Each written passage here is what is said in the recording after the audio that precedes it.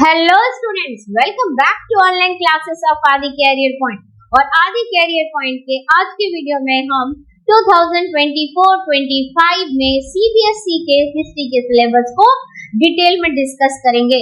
आपके हिस्ट्री के सिलेबस में क्या चेंज हुआ है, आपका कौन सा चैप्टर डिलीट हुआ है, कौन सा आपको इंटरनल असेसमेंट के लिए क्या केवल पढ़ना है, कहां से आपके मैथ बेस्ड क्वेश्चन आएंगे, कैसे आएंगे, क्वेश्चन पेपर डिजाइन क्या होगा, इन सब को आज की इस वीडियो में हम डिटेल में डिस्कस करेंगे।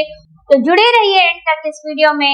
आइए स्टार्ट करते हैं आज का क्लास। तो स्टूडेंट, सबसे पहले about the subject code of history. History का सब्जेक्ट कोड क्या है? हिस्ट्री का सब्जेक्ट कोड आपका बोर्ड एग्जाम के लिए क्या है? That is 027। ओके, अब बात करते हैं आपके बुक्स के बारे में कि क्लास 12 में हिस्ट्री में कितने बुक्स है। तो स्टूडेंट, क्लास 11 में तो आपकी केवल एक ही बुक था और वो भी था आपका वर्ल्ड हिस्ट्री। लेकिन सीबीएसई में क्लास 12 में हिस्ट्री में 3 बुक है।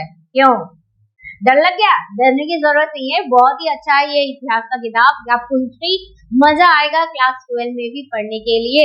ओके, तो हिस्ट्री में अब आपके हैं 3 book, part 1 history, part 2 and part 3।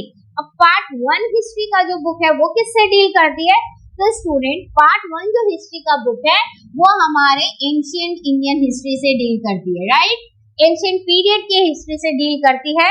और ये जो हिस्ट्री का बुक है ये आपका शुरू होता है इंडस वैली सिविलाइजेशन से, राइट? इंडस वैली सिविलाइजेशन के बारे में हम इसमें पढ़ना शुरू करते हैं और उसके बाद आपका circa 600 BC से लेकर के आपका 600 कॉमन एरा तक के जो पॉलिटिकल चेंजेस है, जो आपके इकोनॉमिक चेंजेस है या सोशल और रिलीजियस चेंजेस है, उन सब के बारे में हम इस पर्टिकुलर बुक में पढ़ने वाले हैं। तो अब पार्ट 2 में क्या पढ़ेंगे? तो पार्ट 2 जो है that deals with what? Medieval India, right? That deals with medieval Indian history। तो स्टूडेंट, इन सारे पॉइंट को जब आप अगर इस वीडियो को देख रहे होंगे तो आप पक्का अपने लिए तीनों के तीनों बुक अपने पास रखिएगा अगर है तो, और अगर नहीं है तो कॉपी में नोट डाउन कीजिएगा कि कौन सा बुक किसके बारे में है, ताकि आपको हिस्ट्री के बुक को पढ़ने में भी मजा आए, समझने में भी मजा आए। नहीं तो बच्चा सोचेगा कि भाई क्या दिया हुआ है, कहाँ से दिया हुआ है, राइट? क्योंकि हमारा जो हिस्ट्री का बुक होता है एनसीईआरटी का, वो तो कॉन्सेप्ट बेस्ड है, राइट? हिस्ट्री जो है वो छोटी छोटी कहानियों के थ्रू, छोटे छोटे कॉन्सेप्ट के थ्रू बहुत ही अच्छे से एनसीईआरटी के टेक्स्ट बुक में समझाया गया है। ओके, तो पहला बुक किसके बारे में है? The first book deals with ancient Indian history. और ये एंशिएंट इंडियन हिस्ट्री कहाँ से शुरू हो रही है? इंडस वैली सिविलाइजेशन से शुरू होती है और उसके बाद circa 600 BC से 600 कॉमन एरा तक के पीरियड के बारे में हम इस बुक में पढ़ेंगे। सेकेंड बुक किससे डील करती है? तो सेकेंड बुक जो है वो लगभग आपका मेडिवल इंडियन हिस्ट्री के बारे में है। और थर्ड बुक जो है वो आपका कॉलोनियल पीरियड से लेकर हमारे देश के कॉन्स्टिट्यूशन मेकिंग तक की कहानी हम थर्ड बुक में पढ़ेंगे। ओके, तो आई होप कि अब तीनों बुक के बारे में आपको क्लियर हो गया कि फर्स्ट बुक, सेकेंड बुक और थर्ड बुक किससे डील करती है। और वेरी इंपॉर्टेंट, सीधे सीबीएसई ने इस बार सिलेबस में बता दिया कि आपको तीनों बुक से कितने कितने मार्क्स के क्वेश्चन आएंगे। तो भाई तीनों बुक से आपको 25 यानी कि 75 मार्क्स के क्वेश्चन आएंगे और प्लस 5 मार्क्स का आपका क्या आने वाला है? Math based question. तो स्टूडेंट, इस बार आपका जो बुक है वो इंडियन हिस्ट्री पर बेस्ड है। तो ऑब्वियसली आपको कौन से मैप प्रैक्टिस करेंगे? आपको पास्ट के इंडियन मैप को ही प्रैक्टिस करना है, जिस पर भी हम डिटेल में डिस्कस इसी वीडियो में करेंगे कि आखिर आपको कौन कौन से मैप प्रैक्टिस करने हैं, किस चैप्टर से कौन से मैप आने वाले हैं, इन सब के बारे में मैं आपको डिटेल में बताऊंगी। लेकिन आपको इन सब का डिटेल नोट्स बना लेना पड़ेगा। ओके, तो अब बात करते हैं पहले बुक की। तो ऑलरेडी मैंने बताया कि फर्स्ट बुक जो है आपका हड़प्पन सिविलाइजेशन से शुरू होता है। तो चैप्टर का नाम क्या है? Bricks, beads and what? Bones. That is the Harappan civilisation.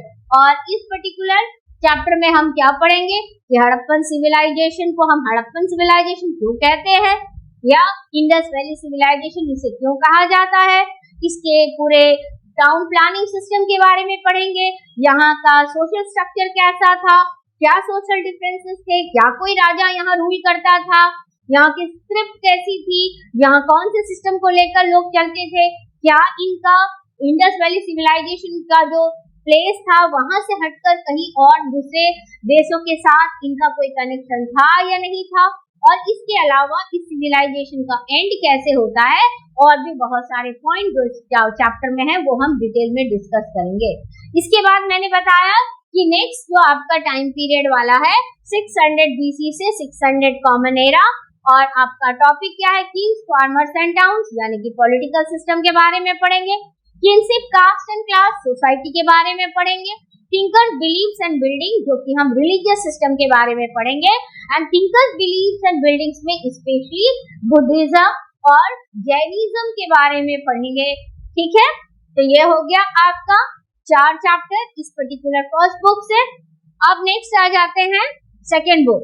तो स्टूडेंट, सीबीएसई ने इस बार क्लियर डिटेल में कहा है कि 2023-24 का जो सीबीएसई ने अपने वेबसाइट में बुक पब्लिश किया है, एनसीईआरटी के वेबसाइट में, आप उस बुक को ही प्रिंट लें, यानी उसी बुक को खरीदे, उसके पहले के एडिशन ना खरीदे। और अगर मान लो किसी बच्चे ने पुराना एडिशन खरीदा है तो पुराने एडिशन में कुछ एक्स्ट्रा चैप्टर्स होंगे जिसे आपको इस सिलेबस वाले वीडियो को देखकर उन चैप्टर्स को डिलीट करना है जो इस सिलेबस में आपको नहीं पूछा गया है। ओके, तो यानी सेकेंड जो बुक है आपका, अगर पुराना होगा तो वहां आपको 5 चैप्टर्स मिलेंगे, लेकिन अब आपके जो सेकेंड बुक है उस सेकेंड बुक में आपके लिए कितने चैप्टर्स है, ओनली 4 चैप्टर्स आर देयर। तो नंबर 1 जो उस बुक का चैप्टर होगा, through the eyes of travellers, India में कौन कौन से ट्रैवलर्स आए, उन्होंने इंडिया के बारे में क्या लिखा, क्या उन्होंने इंडियन सोसाइटी का अपने देशों के साथ कंपैरिजन किया, उन्होंने इंडियन में कास्ट सिस्टम के बारे में क्या कहा, उन्होंने इंडिया में राजा के रोल के बारे में क्या कहा, इन सभी को आपको इस पर्टिकुलर चैप्टर में पढ़ना है। नेक्स्ट क्या है, नेक्स्ट इज अबाउट भक्ति एंड सूफी ट्रेडिशन के बारे में डिटेल में पढ़ेंगे कि इंडिया में circa 8 to 18 सेंचुरीज में जो भक्ति और सूफी मूवमेंट हुआ था वो क्यों हुआ था, उनके टीचिंग्स क्या थे, किस लिए आए थे वो लोग, वो क्या सोसाइटी पे चेंज करना चाहते थे, इन सभी के बारे में हम इसमें भक्ति एंड सूफी ट्रेडिशन में पढ़ने वाले हैं। जैसे कि अगर हम भक्ति की मूवमेंट की बात करें तो हम शगुन एंड निर्गुण भक्ति शाखा के बारे में बात करेंगे, हम बात करेंगे वासवानास, वीरशैविज्म, इन सारे टॉपिक पर हम डिटेल में इस टॉपिक में डिस्कस करेंगे। कबीर की टीचिंग, गुरु नानक की टीचिंग और सूफी ट्रेडिशंस के बारे में कि सूफियों के अलग अलग कौन कौन से ट्रेडिशंस थे, उनके गुरु कौन थे, उनके संत कौन थे, इन सब के बारे में। ओके, अब इसके बाद जो लास्ट वाला आपका चैप्टर है इस बुक का, तो पहले यहाँ पर मुगल पीरियड के बारे में एक अलग से चैप्टर था लेकिन अब वो डिलीटेड है, तो अब आपको केवल उस पीरियड से पढ़ना है, पीजेंट्स, जमींदार and the state agrarian society.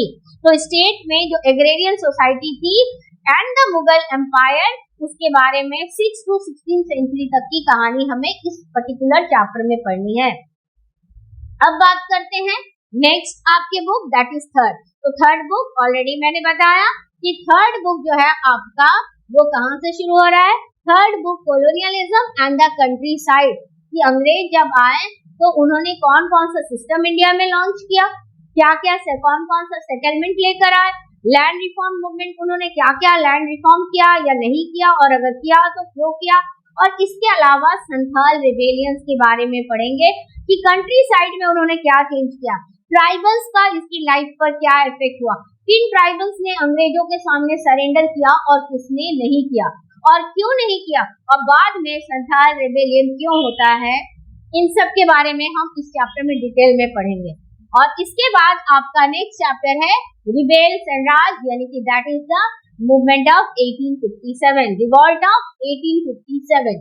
Okay, उसके बाद है आपका Mahatma Gandhi and the national movement, civil disobedience movement, this is most vital chapter, right. और इसके अलावा आपके बुक में अगर पुराना बुक होगा तो पार्टीशन वाला चैप्टर अगर है तो वो चैप्टर अब आपका डिलीटेड है, वो चैप्टर आपको नहीं पढ़ना है।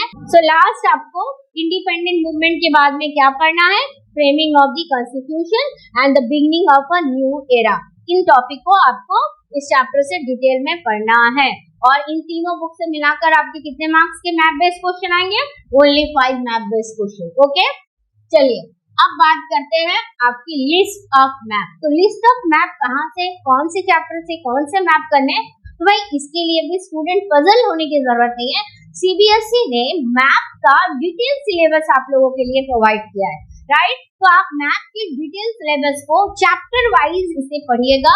जैसे कि मैं आपको एक ट्रिक दे देती हूँ, जब भी आप मैप करोगे या उस नए चैप्टर को शुरू करोगे तो चैप्टर के फर्स्ट में ही आपके उस मैप रिलेटेड जो भी पॉइंट है, जो मैप पॉइंटिंग आपका आ सकता है सीबीएसई में, जो सीबीएसई ने अपने सिलेबस में दिया है, उसको आप अपने पहले चैप्टर पे ही, पहले पेज में ही चैप्टर के नोट डाउन कर लीजिएगा।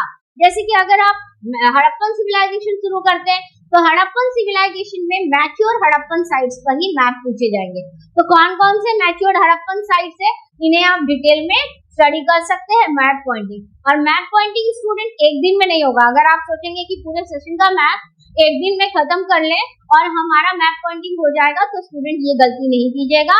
आप इसे रेगुलर बेसिस में प्रैक्टिस कीजिएगा। और अगर आप हमारे चैनल से जुड़े रहे तो हम इसका ऑलरेडी ही आपको time to time video provide करेंगे, जिससे आप इसका डिटेल स्टडी कर सकते हैं। ओके, तो मैप का लिस्ट हो गया। तो जैसे जैसे मैं अपने चैनल में वीडियो लेते आती जाऊंगी हिस्ट्री के, आपको मैप बेस्ड क्वेश्चंस भी उस चैप्टर से करवाती चली जाऊंगी। ओके, नाउ अब आप लोगों का है क्वेश्चन पेपर डिजाइन। तो क्वेश्चन पेपर डिजाइन में जाने से पहले एक और इम्पोर्टेंट पॉइंट कि आपका जो क्वेश्चन का पैटर्न होगा, वो क्वेश्चन आपके आखिर किन किन चीजों पर पूछा जाएगा, किस तरह का होगा, राइट। तो क्वेश्चन पेपर के बारे में अगर हम बात करें तो आपका जो क्वेश्चन पेपर डिजाइन है, ऑल 3 बुक्स, जो आपका पार्ट 1, पार्ट 2, पार्ट 3, इन तीनों बुक से आपको 25 मार्क्स तो बोल दिया, लेकिन अब उन 25 मार्क्स को डिस्ट्रीब्यूट कैसे किया जा रहा है कि आपके एमसीक्यू क्वेश्चन कितने आएंगे, आपके शॉर्ट आंसर टाइप क्वेश्चन कितने आएंगे। तो सीबीएसई ने इस साल क्वेश्चन डिजाइन भी शुरू में ही पूरा आपको बता दिया है, ताकि इस तरह से आप इसका प्रिपरेशन, तो सीबीएसई ने डिटेल में इसके बारे में आपको बता दिया है, ताकि इस साल डिटेल में आप इसका प्रिपरेशन कर पाओ। जैसे कि अगर हम पार्ट 1 वाले बुक यानी कि एंशिएंट इंडियन हिस्ट्री वाले बुक से बात करें तो आपको मैथ के कितने क्वेश्चंस पूछेंगे यहाँ पर स्टूडेंट, 7।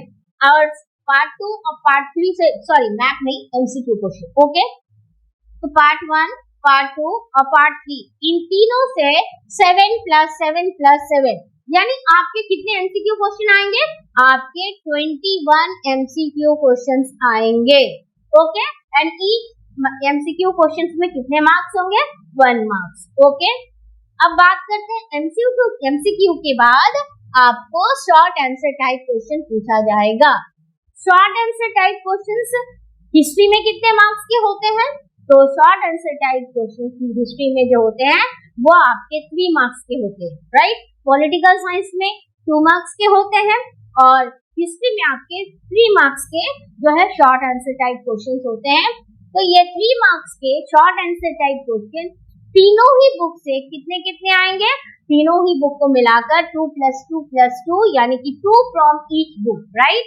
2 फ्रॉम ईच बुक मिलाकर आपके होंगे 6 × 3 = 18 मार्क्स। ओके, अब बात करते हैं लॉन्ग आंसर। तो भाई हिस्ट्री में लॉन्ग आंसर का मैक्सिमम मार्क्स कितना होता है, तो हिस्ट्री में लॉन्ग आंसर का मैक्सिमम मार्क्स होता है आपका 8। ओके, और तीनों ही बुक से 3 आपके लॉन्ग आंसर टाइप क्वेश्चन आएंगे और तीनों का मार्क्स टोटल कितना होगा, 24 होगा।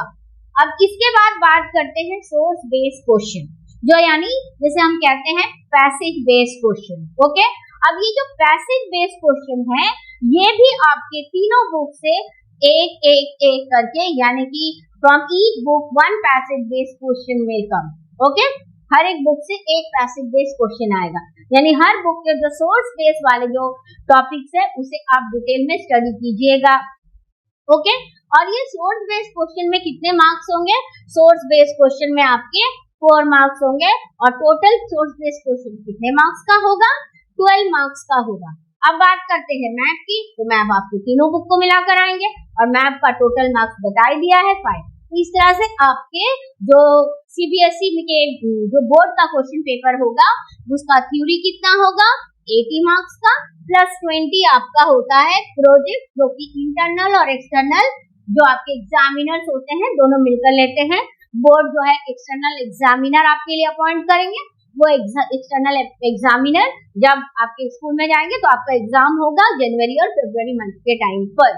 ओके, तो ये हो गया अबाउट क्वेश्चन पेपर डिजाइन। तो अगर स्टूडेंट आपको इस क्वेश्चन पेपर डिजाइन या फिर आपको कोर्स स्ट्रक्चर में कोई डाउट हो तो जरूर से कमेंट सेक्शन में पूछिएगा। अब बात करते हैं, ये क्वेश्चन पेपर डिजाइन तो बता दिया कि कौन से बुक के कितने मार्क्स के क्वेश्चन आएंगे, लेकिन ये जो क्वेश्चंस होंगे ये बेस किस पर होंगे, किस टाइप के होंगे। एमसीक्यू तो होगा, लेकिन एमसीक्यू कैसा होगा, राइट।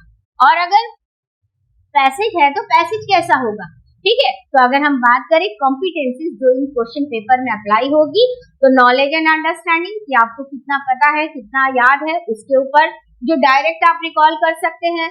उसके बाद आप जो आपके पास फैक्ट है, आपके पास कोई डेटा अवेलेबल है, आप उस डेटा को स्टडी करके किस तरह से उसको न्यू तरीके से अप्लाई करेंगे। तो ये अप्लाइंग एंड एनालाइजिंग बेस होगा कि आपने उस पर्टिकुलर टॉपिक को कितना एनालाइज किया है।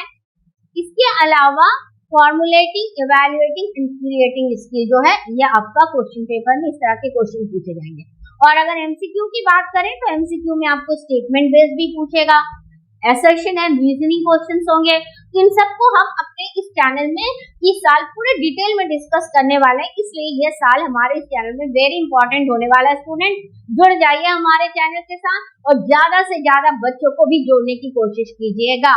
ओके, तो ये था आपका कि क्वेश्चन पेपर डिजाइन कैसे होगा। इंटरनल असेसमेंट ऑलरेडी मैंने बता दिया, जो आपका प्रोजेक्ट वर्क है जिसके लिए आपको इंटरनल और एक्सटर्नल एग्जामिनर आकर उस पर काम करेंगे, जो आपको स्कूल में ही बताया जाएगा। आपको ये प्रोजेक्ट करना है 20 मार्क्स का, जो आपको फाइल रेडी करना पड़ता है।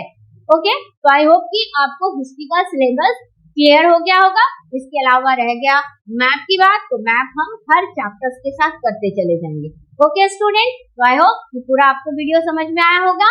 Then thank you for watching this video and please don't forget to like, share and subscribe my channel. Okay, bye, take care.